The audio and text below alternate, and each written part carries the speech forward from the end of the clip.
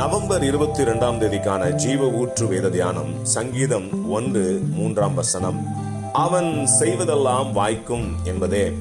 இந்த உலகில் உள்ள மனிதர்கள் தங்கள் அறிவு சார்ந்து பல திட்டங்களை தீட்டி செயல்படுத்துகின்றனர். ஆனால் மனிதர்களுடைய திட்டங்கள் எல்லாவற்றையும் வெற்றிகரமாக செயல்படுத்திவிட முடியுமா என்று கேட்டால் நிச்சயமாக இல்லவே இல்லை என்பதே உண்மை. பணம் படைத்தவர்களும் தாங்கள் நினைத்த எல்லாவற்றையும் வெற்றிகரமாக செயல்படுத்திவிட முடியாது.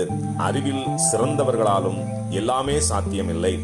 ஏனென்றால் இவர்கள் தேவ சித்தத்திற்கு ஏதுவானதை செய்கிறவர்களாக இல்லாமல் தங்கள் சுய சித்தத்துக்கு ஏதுவானவைகளை செய்ய முயற்சிக்கிறார்கள். தேவனை சாராமல் மனிதர்கள் செய்கிற எல்லா செய்கையும் தேவனுக்கு விரோதமான செய்கைகளே. ஏனென்றால் உலக மனிதர்கள் அநேக நேரங்களில் கர்த்தருடைய பிள்ளைகளுக்கு எதிராக செயல்படும்படி திட்டம் திட்டுகிறார்கள். ஆகவே சங்கீதம் 21:11 அவர்கள் உமக்கு விரோதமாய் பொல்லாங்கு நினைத்தார்கள், தீவனை செய்ய முயன்றார்கள், ஒன்றும் வாய்க்காமற் போயிற்று என்று வேதம் கூறுகிறது. சரி, அப்படியானால் நம் கையின் செய்கைகள் எல்லாம் வாய்ப்பதற்கு என்னதான் தீர்வு என்போமானால், நம்முடைய சுய சித்தம் சார்ந்து எதையும் செய்யாமல் தேவனுடைய கிருபையை சார்ந்து செயல்படுகிறவர்களின் செய்கைகளே வாய்க்கும்.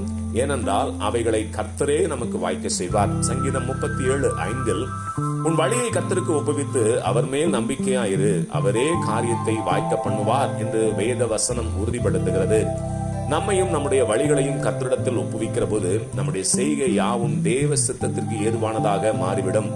அப்போது நாம் செய்வதெல்லாம் கர்த்தரால் வாய்க்கும். ஆமேன். அல்லேலூயா.